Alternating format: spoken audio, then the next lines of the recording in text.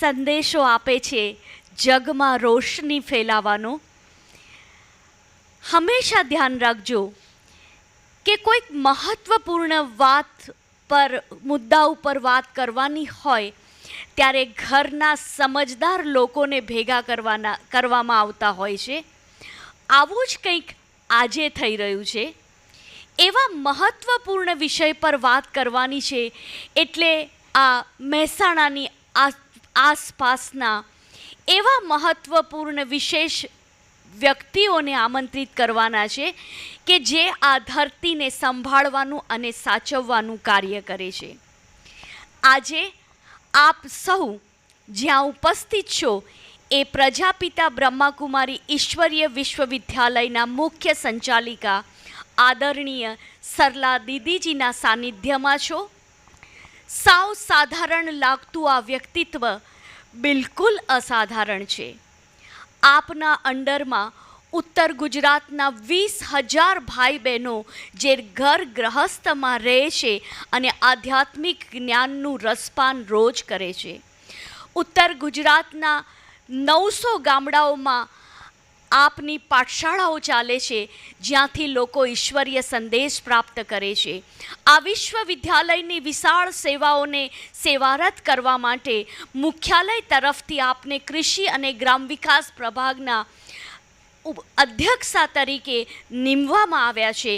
દેશ નહીં વિદેશમાં જઈને પણ આપે આધ્યાત્મિકતાનો અને કૃષિ અને ગ્રામ વિકાસમાં આધ્યાત્મિકતાનો સંદેશ, વ્યસન મુક્ત જીવન અને ઉન્મુક્ત જીવન જીવવા માટેનો સંદેશ પહોંચાડ્યો છે. बहुत करीब से हमने आपको देखा है, आपने अपना व्यक्तित्व शून्य रखा है, इसीलिए कभी कोई उसमें से कुछ भी कम नहीं कर पाया है. लेकिन जानते हो आप जिसके भी साथ खड़े हो जाते हो उसकी कीमत 10 गुना बढ़ जाती है. એવા આદરણીય સરલા દીદીજીના આશીર્વચનો પ્રાપ્ત કરી અને આજની તાલીમને આપણે શરૂ કરીશું. શ્રદ્ધે વંદનીય સરલા દીદીજી. ઓમ શાંતિ. સર્વશક્તિવાન, સર્વ ગુણો અને મૂલ્યોના સ્ત્રોત, પરમ પવિત્ર, પરમપિતા પરમાત્માની અતિ પ્રિય સંતાન, પ્રિય આત્મન, આજના ખેડૂત સશક્તિકરણ તાલીમમાં સૌથી પહેલાં આપણને સૌને જે ઉમંગ, ઉત્સાહ અને જીવન પ્રદાન કરે છે, જેને આપણને આ સૃષ્ટિ મંચ ઉપર પાર્ટ ભજવવા માટે મોકલ્યા, એવા પિતા પરમાત્માનું આવાહન કરીએ. સાથે સાથે મંચાસીન સર્વ મહાનુભાવો, ગણપત વિદ્યાનગર યુનિવર્સિટીથી પધારેલ માનનીય ભ્રાતા અશ્વિનભાઈ પટેલ, રાજયોગિની બ્રહ્માકુમારી કુસુમબેન ને વિશેષ આજની તાલીમનો જે શ્રેય છે એ ભ્રાતા રાજેશભાઈના શિરે જાય છે. એ પરમાત્મા પિતાની એક એવી દિવ્ય વિભૂતિ છે જેમના દિલમાં સદૈવ ખેડૂતો વસેલા છે. પરમાત્માએ સમાજ અને સરકાર બધાએ ખૂબ માન, સન્માન, પ્રતિષ્ઠા આપી, છતાં પણ એમની જે આંખ હતી, એમને જે રસ હતું, એ હતું કે મારા દેશના જે ખેડૂતો છે, જે આ દેશની તાકાત છે, જે કરોડરજ્જુ સમાન છે, જેમના ઉપર આપણું આખું અર્થતંત્ર સમાયેલું છે, એવા ખેડૂતોને હું સશક્ત બનાવું. ગામડે ગામડે ખેતરોમાં જઈને ધૂપમાં, તાપમાં, વરસાદમાં એ સેવા કરી રહ્યા છે. ધારે તો ઘરે પણ આરામથી એસીમાં બેસીને કોમ્પ્યુટર ઉપર કામ કરીને પોતાનું જીવન ખૂબ સારી રીતે ગુજારી શકે છે. પણ ખેડૂત પ્રેમી, પ્રકૃતિ પ્રેમી અને ગૌ માતાથી પણ ખૂબ પ્રેમ છે.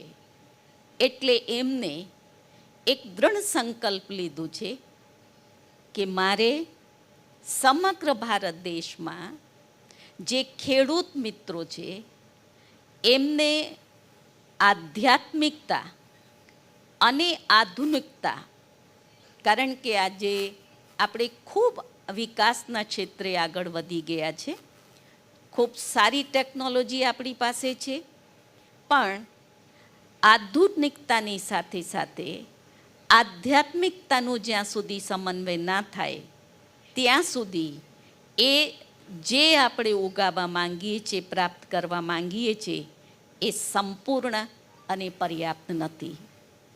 એ વિલુપ્ત કડી આધ્યાત્મિકતા એને જોડીને એ ખૂબ સારી સેવાઓ કરી રહ્યા છે. અને એ જ લક્ષ્યથી આજની જે ટ્રેનિંગ છે એ મારો સંકલ્પ નહીં, એ રાજેશભાઈનો સંકલ્પ છે. અને એમને મને વાત કરી કે આવતીકાલે અમે આબુ રિટ્રીટમાં જવાના છીએ, તો કે એ પહેલાં હું આ રીતની ટ્રેનિંગનો કાર્યક્રમ રાખીશ, આમાં ટાઈમ આપી શકું છું. એટલે મેં એમને હા પાડી હતી. તો આજે આ ટ્રેનિંગ માટે આપણી વચ્ચે ઉપસ્થિત છે ન કેવલ રાજેશભાઈ, જેમ કહેવાય કે બાપ કરતાં દીકરો સવાયો હોય, એ છે દીકરો મહર્ષિ. એને પણ મનની અંદર એ ઠાની લીધી છે, આ લાઈફ છે, આ એ છે. જેમ ખૂબ સારા વસ્ત્રો પહેરીને થિયેટર હોટલમાં બેસીને એ મોજ શોખ કરી શકે છે. પેટ્રોલિયમ એન્જિનિયર એ ભણેલો છે, જેટલી ધારે ઇન્કમ કરી શકે છે, છતાં પણ જેમ કે ને કૂવામાં હોય તો હવાડામાં આવે, તો આ જ સંસ્કારો માત પિતાના એનામાં પણ ઉતર્યા છે. એટલે એ પણ ગામડે ગામડે ખૂબ સુંદર કિસાનોના સશક્તિકરણના, ખેતીમાં અવનવા પ્રયોગ કરીને ખેડૂત ભાઈઓને મહેનત કમ, લાગત કમ અને ઉપજ વધારે થાય એ ધ્યેયથી ટ્રેનિંગ કાર્યક્રમો, પાછળથી એમને ગાઈડન્સ આપવું, માર્ગદર્શન આપવું કે તમારું પાક ક્યાં સુધી પહોંચ્યું, કંઈક એમને જરૂરિયાત હોય તો પણ એના માટે માર્ગદર્શન આપે, સહયોગ આપે, જેનાથી ખૂબ સુંદર સેવાઓ એમના દ્વારા પણ સમાજમાં થઈ રહી છે. અને વિશેષ આજે જો આપ લોક ના હોત તો આ ટ્રેનિંગ કોની આગળ થાત? ભલે પરિસ્થિતિ કંઈક પણ છે, આ રજાનો દિવસ નથી, ગરમીનું ટાઈમ છે, પણ હું એમ સમજું છું ખેડૂતોને તો ગરમી નડતી નથી, એમને તો એની સાથે પ્યાર છે. છતાં પણ આપણે આપ સૌ સમય કાઢીને અહીંયા પહોંચ્યા છો, તો આપનું પણ હું ખૂબ ખૂબ આજના કાર્યક્રમમાં પુનઃ સ્વાગત અને અભિનંદન કરું છું. વધારે તો નહીં બોલું, પણ બે શબ્દ હું એટલા ચોક્કસ કહીશ. ઉત્તર ગુજરાતની અંદર મહેસાણામાં જ્યારે આ તાલીમનું કાર્યક્રમ આજે આપણે કરી રહ્યા છીએ, જે આપ સર્વ અહીંયા આવ્યા છો, એ તાલીમની રીતે નહીં, આપણી ખેતીની અંદર આપણે કેવી રીતે કરી શકીએ અને એક સારો પાક સાત્વિક અને પૌષ્ટિક ઉગાડી શકીએ, એ ટેકનિક એમની પાસેથી શીખજો. શીખ્યા પછી એને તમે તમારા ખેતરમાં એપ્લાય કરજો. અને એ એમનાથી ટ્રેનિંગ આપીને જતા રહ્યા, એનું કોન્ટેક્ટ નંબર પણ તમને આપશે. ક્યાંય પણ તમને જરૂર હશે તો એ ઘરે બેઠા પણ ફોન દ્વારા પણ તમને માર્ગદર્શન આપશે, કારણ આ એમના હૃદયની અંદર છે, એટલે એ રુચિથી તમને જવાબ આપશે. વર્તમાન સમય પરિસ્થિતિઓને આપણે જોઈ રહ્યા છીએ માં ધરતી, જેના માટે આપણે ગાતા હતા મેરે દેશ કી ધરતી સોના ઉગલે ઉગલે હીરે મોતી. તો જેમાંથી ધરતીમાંથી સોના અને હીરા એટલે એવું સાત્વિક પૌષ્ટિક અન્ન ઉત્પાદન થતું હતું, જેનાથી માનવ જીવન પણ દૈવત્વથી દૈવી ગુણોથી સંપન્ન હતું. શને શને એનામાં પરિવર્તન આવ્યું અને આજે આ જ માં ધરતી છતાં પણ એને પોતાના પુત્રો પ્રત્યે, ધરતી પુત્રો કિસાનો માટે અને જે આપણા સમાજના લોકો છે એના માટે એના હૃદયમાં હજી પણ માને પ્યાર છે. છતાં પણ માની ઉર્મિઓને સ્વાર્થી માણસે આપણા સ્વાર્થને વધારે પડતું રાસાયણિક ખાતરો અને ઉત્પાદન માટે કેવી કેવી વસ્તુઓ આપણે નાખીએ છીએ, જેનાથી આપણી માનો, ધરતી માની જે શક્તિ છે એ ઓછી થઈ રહી છે. અને જ્યારે માં કમજોર હોય તો બાળક કેવું હશે? શક્તિશાળી હશે? ના હોય. તો બાળકો આજના સમાજમાં તમે જુઓ માણસ કેવું થઈ ગયું છે. આવડા નાના બાળકમાં શક્તિ નથી. તો આ સમાજ સ્વસ્થ અને સ્વર્ણિમ બને એમાં મોટામાં મોટો ફાળો અમે લોકો એમ સમજીએ એ આપણા ખેડૂત ભાઈઓનો છે. કારણ કે જેવું અન્ન તેવું ઓડકાર તેવું મન. તો આવશ્યકતા છે મનને સશક્ત બનાવવાની. હવે તમે જે ખેતી કરો એની અંદર યુરિયા ડીએપી ને બધું નાખીને મારો મારો મારો શરૂથી જ્યારથી ખેતી કરે એટલે શું કરો? જીવાતને મારો. જા હવે જે અન્ન ખાય એના મનમાં શું વિચારો આવે? મારો મારો, હિંસા. એક મોટામાં મોટું નુકસાન આપણે સમાજની હિંસક વૃત્તિ બનાવી. બીજું નુકસાન સ્વાસ્થ્યને આપણે ખતમ કરી નાખ્યું છે. તો જે દેશને સદ્ધર બનાવવું હોય તો મન પણ સશક્ત જોઈએ અને તન પણ સશક્ત જોઈએ. એ સશક્તિકરણનું કાર્ય ખેડૂતો કરી શકે છે. માનનીય પ્રધાનમંત્રી શ્રી નરેન્દ્રભાઈ મોદી, એમનું પણ એક સ્વપ્ન છે કે મારું ભારત એ આત્મનિર્ભર બને, મારા દેશના કિસાનો એ સ્વનિર્ભર અને આત્મનિર્ભર બને. એના માટે ખૂબ પ્રયત્નો અને પુરુષાર્થ કરી રહ્યા છે ને આપણે પણ એમના સહભાગી બનીને આ કાર્યને આગળ વધારીએ.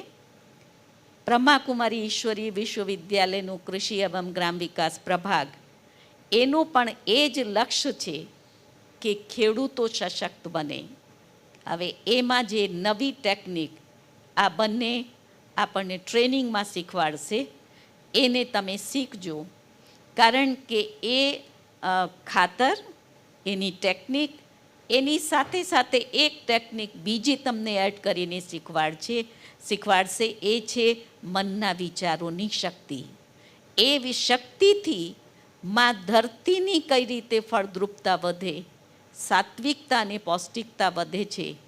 એ કેવલ તમને લેક્ચર નહીં આપે, ક્યાંથી ભણીને નથી ભણાવી રહ્યા, એમને પ્રેક્ટિકલમાં પોતાના ખેતરમાં કિસાનોની સાથે એમના ખેતરમાં ખૂબ પ્રયોગો કર્યા છે અને એ પ્રયોગોમાં સક્સેસ, એમની સફળતા મળી છે. તો એમને પણ એ ઉમંગ છે કે આ જ ટેકનોલોજીને, એ ટેકનિકને બધા જ કિસાનો જો એડોપ્ટ કરે તો આપણું દેશ સ્વર્ણિમ બની જાય. એટલે ખેડૂત ભાઈઓને મારી એ વિશેષ નમ્ર વિનંતી છે, ભલે અતિ વ્યસ્ત છો છતાં પણ પરમાત્માને યાદ કરવા માટે જે રીતે એ વિધિ શીખવાડે એ વિધિને પણ ખેતરમાં એપ્લાય કરશો. ખાતરને પણ તમને વિધિ શીખવાડશે, પ્રેક્ટિકલ તમને પણ કરીને શીખવાડશે ને કર્યા પછી અત્યારે તો હું બોલી રહી છું, તમને એમ લાગશે ખરેખર અમને ખૂબ ફાયદો થયો છે અને જે ના આવ્યા એમને નુકસાન થયું છે. તો પણ જે પહોંચ્યા છો એ 1000 સુધી પહોંચી શકે. અહીંયા તો ખાસા બધા છો. અનેકો માટે તમે દીવાદાંડી બનો એવી અંતર્મનની શુભ ભાવના સાથે હું મારી વાણીને વિરામ આપું છું. ઓમ શાંતિ. દીદી, દિલથી આપનો ખૂબ ખૂબ ધન્યવાદ. એવું કહેવાય છે કે જો मार्गदर्शक सही होता है तो दिए का प्रकाश भी सूरज का काम करता है. પરમાત્મા પાસેથી પ્રેરણા લઈ અને આપે જ્યારે જ્યારે ઉત્તર ગુજરાતને કંઈક માર્ગદર્શન આપ્યું છે ત્યારે એમનું પથ પ્રદર્શન હંમેશા ઉન્નત જ રહ્યું છે. પુનઃ આપનો ધન્યવાદ.